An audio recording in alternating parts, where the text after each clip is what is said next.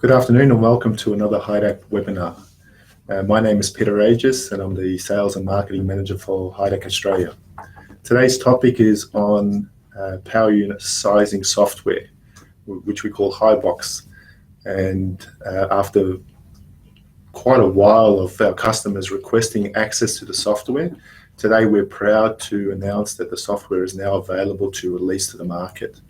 The plan will be to make the software available through a web portal, yet to be decided whether it's through the website or through high speed, for our clients to be able to size HPUs using the software quickly and efficiently, and to be able to produce their own schematic and their own pricing very quickly.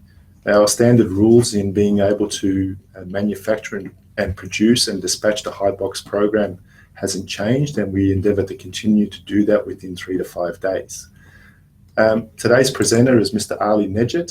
He's a senior systems engineer within HYDAC and has been in the organisation for 9 years and has a lot of experience on both system design and the HYBOX program. So I introduce to you Mr. Ali Nejat. Good afternoon, ladies and gentlemen. My name is Ali Nejat. I'm HYDAC's National Development Manager for Industrial Hydraulics. I'm confident that over the course of past 10 years, since we launched HYBOX program in Australia, you've come across this program at some capacity. But just to quickly brush up on our knowledge on the actual product itself and refresh our memory, before we get into the software and its capabilities, we have a quick look at the HYBOX range and what it enables us to do.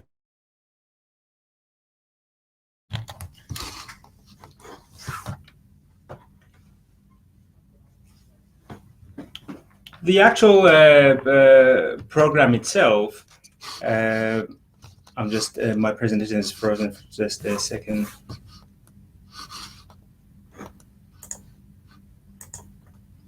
There we are. So the program itself was designed basically to make it very easy for the customers to have a quote very quickly, design the system fairly efficiently, and also deliver the unit within some expected time frame.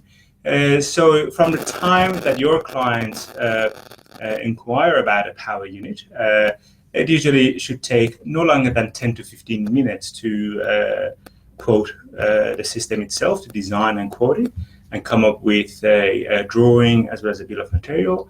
Within 48 hours, you should be able to, obviously, it depends on the current workload, but our commitment is manufacturing the power unit within 48 hours. Obviously, we've put in a significant investment in the stock just to ensure that the parts are available for any variations of the power unit, so we can basically put them together fairly urgently, and also to deliver the unit within 72 hours, which we tend to say 3 to 5 business days from the time of receipt of inquiry.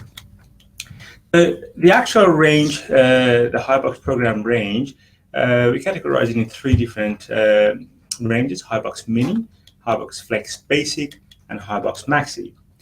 HYBOX Mini being the smallest one of the product family, it's capable of delivering up to 20 liters a minute, 250 bar pressure. The electric motor power ranges between 0.55 to 7.5 kilowatt, and the tank, which is a cast aluminium tank, is ranging from 20 liters to 70 liters. Typically, the power unit will look like something like this. So as you can see over here, obviously we've got cast aluminium tanks, 20, 30, 44, 70 liters. The motor ranges from a small all the way up to 7.5 kilowatt. You have the capacity of adding basically different type of control valving to the basic manifold located over here, adding accumulators and some other instrumentation to the basic manifold. The next size up is HYBOX Flex Basic. So the tank itself, it ranges from 25 liters all the way to 400 liters. The flow rate tops at 60 liters a minute, pressure up to 350 bar, and the power from 0.55 to 22 kilowatt. The tanks in HYBOX Flex Basic are powder coated steel. Again, the centerpiece of the program itself is the basic manifold, which will house the return line filter, relief valves, breather, some instrumentations, and we can stack some control valves over the actual basic manifold itself. Ultimately, the power unit will look like this. You've probably seen HYBOX Flex Basic at some capacity. It's got the option of adding a drip tray to it, and up to 6 stages of control valving. Can be directional, pressure control, flow control, and all sorts of other stackable seat-up style valves. HYBOX Maxi, which is a development that we started in Australia a few years ago, just to meet some of the Australian market requirements. That's basically a next size up from HYBOX Flex Basic. Flow rates goes up to 150 liters a minute, pressure up to 350 bar, power up to 55 kilowatt, and the tank ranges anything from 150 liters to anything that you want really. The standards are 150, 200, 300, and 400. So the centerpiece of our basically HYBOX family members are the actual basic manifold itself, which will enable you to set up different circuits. This is HYBOX Mini. It'll give you the option to add a relief valve, unloading valve, instrumentation, plugging indicator, check valve on the pump outlet, return line filter. HYBOX Flex Basic will allow you to actually set up 2 different circuits, relief valves, joining the circuits over here. You can have different options, check valves and the actual outlet of the pumps, return line filter again, breather, and some ports for instrumentations, and also obviously stacking the seat-up manifold on top. HYBOX Maxi. So this manifold was developed and designed in Australia. It gives you the options of setting different types of hydraulic circuits, load sense, pressure compensated, pumps, remote pressure compensated, fixed displacement, main relief valves, unloading sections, again return line filter, instrumentation, and adding basically stackable valves over here.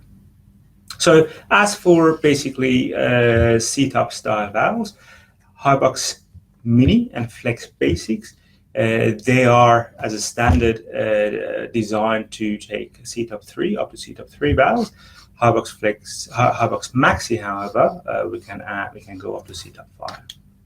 So moment of truth, going through the program. So HYBOX software itself, so I quickly quit the presentation. So the HYBOX program, which will be made available to you, this is the landing page of the program itself. Obviously, this program at this stage of time only includes HYBOX Mini, HYBOX Flex Basic, and a function for sizing electric motor and pump assemblies. For the inclusion of HYBOX Maxi, that's one of our long-term developments, and we're busy currently working on that. So let's quickly run through the program and perhaps size a little hydraulic power unit together. So ultimately, when you land on this page, you start with the project title itself. For the sake of the exercise, we call it Webinar Test. Quotation and order number that can basically correspond with your internal system, which is called 1, 2, 3, 4, and customers, we call it partners. So you always start from the data mode. So at the data mode, when you click on that tab over here, you are required to enter the pressure and the flow rate.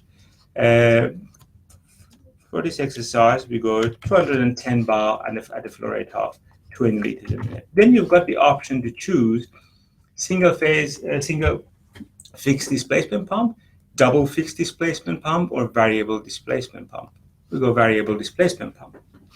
The options that come with basically HYBOX Basic, as you see, this is ticked now down here. if you click on HYBOX Mini, the options will change according to the program itself. Or if you go motor and pump, all the options are removed because now we are not sizing a power unit. But because we are looking at sizing a HYBOX basic, click on that one. So you may notice that the flow rate of the pump is changed. Now this change is dictated by what is available in that basically pump range. So if you go variable displacement pump and we put in 20 liters of oil, it doesn't quite change it. So we can add a drip tray. We can have an accumulator to the circuit added. We'll leave that out for now. We don't want to make it over complex. You can have a pressure filter. Yes, we want a cooling package. Heating, not quite in Australia perhaps. Row function block, maybe yes. So the row function block is where we start stacking the C-top valves on top. You can have the option of having LED on the actual coil connectors as well. Why not? Let's select that. So once you basically configured or selected all the options that you wanted as part of the power unit, you go save and proceed. So I guess the good thing about the HYBOX program is it's quite a visual tool. So you can see, as you go, what you're actually doing with your power unit. So if you need to change anything on the schematic, it gives you a visual indication as to what's been done and how you can change it. We typically start at the pump side. So by clicking on this question mark, it's telling me that the pump displacement that is selected is 16.3 cc. It is delivering 21.5 liters a minute. What I've asked for is 20 liters. So we are a touch over what we requested. You can, if you wish, increase the size of the pump with this tab here. So 37.1 is the next size up, which will deliver this much. But we will stick with what we've selected. So the software does automatically calculate the required power, being 9.3 kilowatt, and suggests the 11 kilowatt motor for this power unit. Sometimes we tend to manually change that because we tend to believe that we will destroke the pump, or for whatever reason we don't need that much power. Simply we change the figure over here and it goes to the next size down, being 7.5 kilowatt. We go back to the original sizing. You can add a motor damping ring to the construction of the unit as well, for applications which have some limitations on the noise requirements. The damping rings make it a little bit quieter. So once we've done the selection, we just click on add selection here, and it automatically adds my variable displacement piston pump into the circuit. Next one is the actual tank itself. So by clicking on the tank, I've got the options of 100, 150, up to 400 liters. So because the flow rate is close to 20 liters, obviously the software by default suggests that we go for minimum 4 times the flow rate, and the next size up would be 100 liters. So we select that. For the actual instrumentation, we can have a visual level gauge or visual level gauge with electrical switch. Yes, let's put all the options on it. No one's going to pay for this one, so why not? Next one, visual temperature sensor or temperature switch. I say temperature switch. On the cooler side, I can have different options of heat exchangers, air blast coolers. I go for a size 2 air blast cooler as well. I can have an ENS, being the level and temperature sensor. I can add lifting eyes to it. I can add feet, and I can add a drain valve. And I go, okay, all those options are added. Drain valve, the levels and temperature switch, visual level gauge with a level switch, they're all added. So you can see what you've done. Should you decide to change your mind, you can click on it and remove some of the options that you've already selected. So next one is the basic manifold itself. So we click on that one. Obviously, you've got a very good visual indication of what's happening in there as well. So the numbers written next to these blocks are corresponding with the numbers that you're choosing an option for as part of the drop-down menus. So 210, for example, here, that corresponds with this block here. So let's have a look at the options for 210. I can have it open, or I can have a check valve in there. I'll add a check valve. And when you select that, it will automatically put the check valves in there. RV2, that's typically used when we use a double pump. If you want to put another check valve on the second pump, you can add that in here. We'll leave it open for now. Knowing that this is basically a pressure compensated pump, and well, the symbol is a bit different, but having the signal coming from the outside, for this option over here, which is 220, we can have a no selection, which is open, a plug, or an orifice. So we'll leave it as an orifice for a signal to come back to the compensator. The pressure drain valve here, 245, you can have normally open or normally close, basically directional control valve. If you want to basically drop the compensator line and unload the pump, for example, you go for a normally open 2-2 popper valve. You can choose the pressure relief valve here. Options are 350, 250, open, close, and electrically ventable. So we stick to 250 bar relief valve. That's this one here, 225. 230 is over here. So that's basically the M1 pressure sensor over there. That's a mainline instruments that we can have. Pressure switches, different rating, 250, 400, different types. You can have a manometer, you can have a minimus, you can have it plugged. We'll just stick to the 250 bar. Oh, let's have a pressure switch instead, as the pressure switch over here. Next one is the actual, the second pump relief valve here. So we can have that blocked over there. And you can have another instrument. So because it's a pressure compensated pump, we got 250 bar pressure gauge. Return line filter, this option here, we've got different sizes, 75 and 165, and different rating. We got 10 micron, perhaps size 165. And you can choose the clocking indicator for it as well. We got perhaps 42 volt switching clocking indicator there. So the main manifold is now configured. Add selection, and all those items are now populated there. Next line is our pressure line filter. So this is the manifold, the main manifold itself. It's available in steel. So GGG is basically ductile iron, I believe. Filter type itself, we can go for a 3 micron size 140 perhaps, and you can do your filter sizing through the filter rig program as well. But because we've been doing this for many years, we know what is the best perhaps size for the application flow rate. The clocking indicator as well, you've got different options again. You can go for electrical clocking indicator, which will provide you the switching contact upon blockage of the filter itself. And that will add the pressure filter here as well. Next one is our setup manifolds. I've got the option of going up to 6 stages in either aluminium, which has a pressure limitation of 210 bar, or ductile iron, which has a pressure limitation of 350 bar.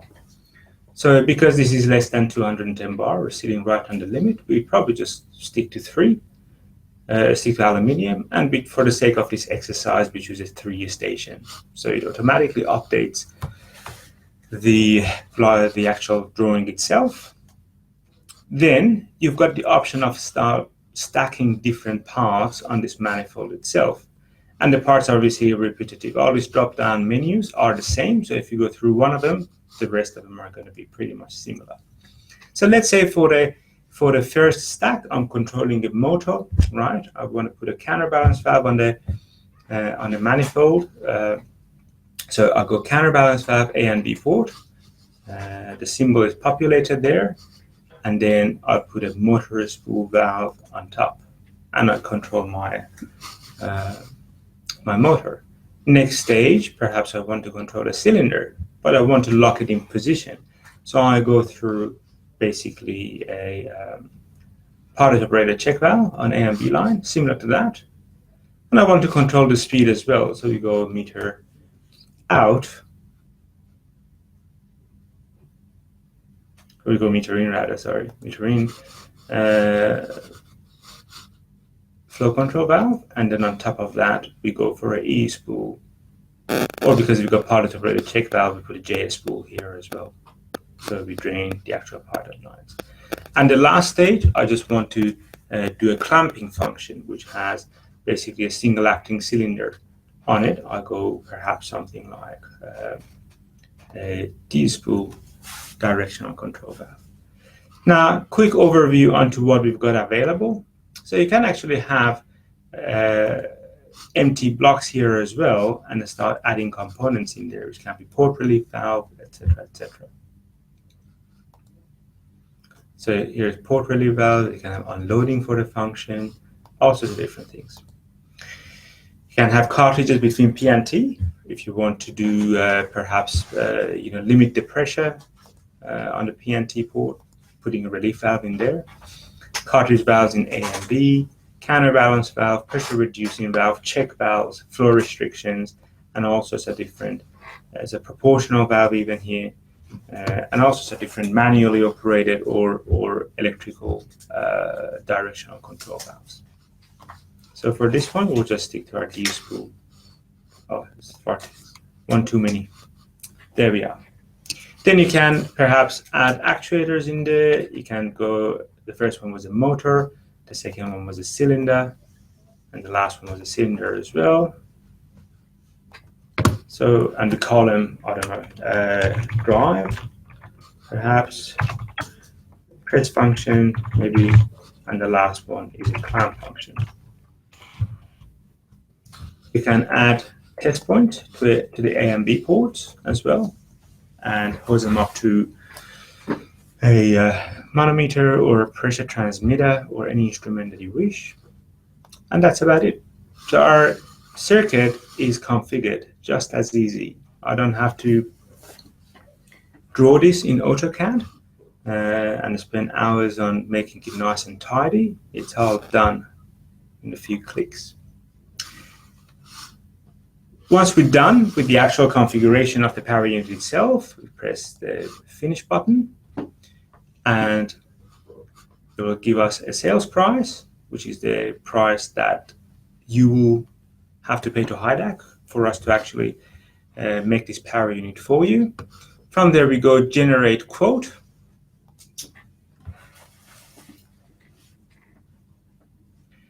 And the software start doing some thinking behind the background, and will generate a bill of material and spare parts list and a drawing, which is then available for you to print out and provide it to your customers. So once it's done, we just save it somewhere. We go webinar text, and okay. And then if you can please move that over to this display here.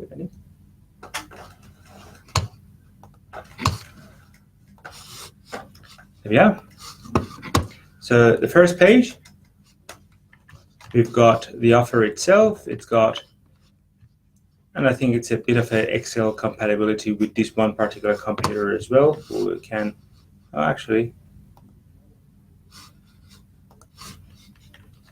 So we've got the bill of material to the level of actually nuts and bolts and washers and the order that we build the power unit. Very, very powerful tool for us, because the fitter who is building the power unit will go grab a pump, grab the basically installation kit, nuts and bolts, and it's all adding to that efficiency factor and us being able to deliver the unit within that 72 hours promised lead time. Everything is in order in our warehouse, and it makes it really easy for the fitter to go to the corresponding shelves in order of assembly and start putting this together. So this is all the parts. Next one is the offer, which has basic information on it. on, as you can see, the part numbers of the main parts. Now you've got the main parts itself. So this list here can be used as a spare parts list. So you don't have to provide this list to your, perhaps, to the clients, because this one has nuts and bolts. But this list over here is the main parts. It's got the pump, it's got the electric motor, it's got the tank, and you've got all the part numbers under which the parts are registered in our warehouse as well. So it's a matter of you calling us and say, hey, look, you know, someone stepped on the clock indicators and broke it. This is the part number, can you dispatch one? And you've got your sales price over here. And ultimately, you've got your diagram, which is nicely title blocked as well down here. It's got all the information that we've got. Customer is the partners. This is the code number, the volume of the tank, the voltage of the coils, the flow rate of the pump, pressure of the pump, the power of the electric motor, the RPM, etc. So when we get to this stage, all you need to do when the opportunity materializes, you send the schematic together with the bill of material and a purchase order to HYDAC, and hopefully we can commit to delivering the power unit within 72 hours after receipt of order. Now we can definitely discuss this program in further detail. You are not alone in this. If you have any questions, once the program is released, try to size up different power units. If there's anything that we can assist you with, if there's anything not so clear, you can give us a call. And as part of basically our Lunch and Learn, National Lunch and Learn program as well, when we come to your premises, we can definitely have a look at, going through this program together again. Now, there are a couple of questions asked here. I'll quickly go through a few of them. Starting from here, what materials of the HYBOX Maxi manifold are available, and do they affect the permissible working pressure? Yes, HYBOX Maxi is quite similar to HYBOX Flex Basic. The manifolds are available in aluminium and steel. Typically, the aluminium manifold's pressure rating is limited to 210 bar, and the steel manifolds are rated to 350 bar. Second question is, can I label my HYBOX within a scannable label with a scannable label, barcode recognizable by smartphone app device to enable easy identification to the unit and detailed information on the system? We have certainly started working on this program. It's now maturing up. So the parts and the systems that are supplied by HYDAC, they typically come with a QR code. Upon scanning the QR code, you will get quite a substantial amount of information, the bill of material, if there is a user manual associated to that unit, a whole heap of different information, schematic diagrams in terms of HYBOXes, and you can have that all in your smart device, can be a tablet or a phone, just by scanning the QR code itself. Next question is, shouldn't we use a separate circuit for the cooler when we have cylinder as circuit actuators? That's 100% correct. So the exercise that we did here was just to show you the different options associated with the HYBOX program itself.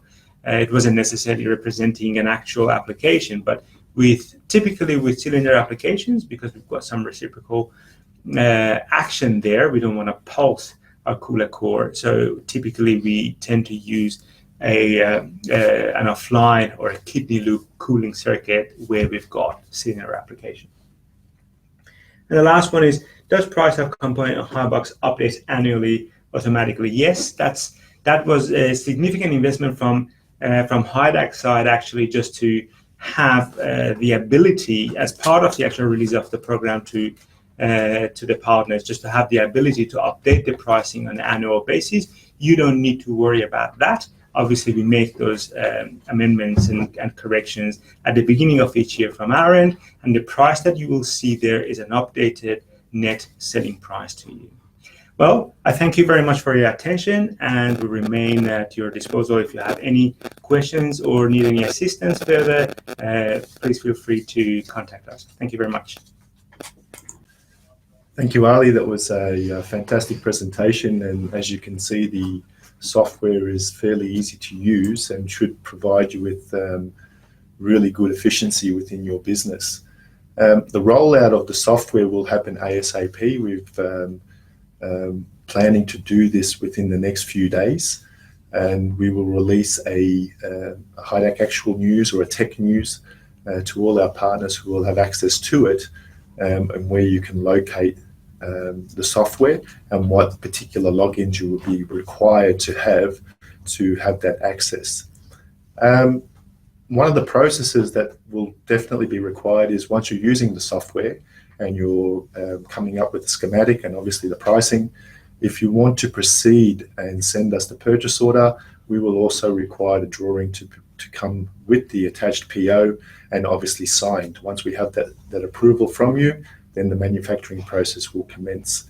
In regards to the stock question, I'd just like to add that over the years, we put a lot of attention towards the Australian market range with HYBOX, and 99% plus of every component that we use in all our standard HYBOX Mini and Flex Basic systems should be available off the shelf, hence why we guarantee a delivery of 3 to 5 days. Again, I thank you for your attention today and joining us on another HYDAC webinar. And please stay tuned for the marketing announcements over the next few days for the next webinar program. So thank you and good evening.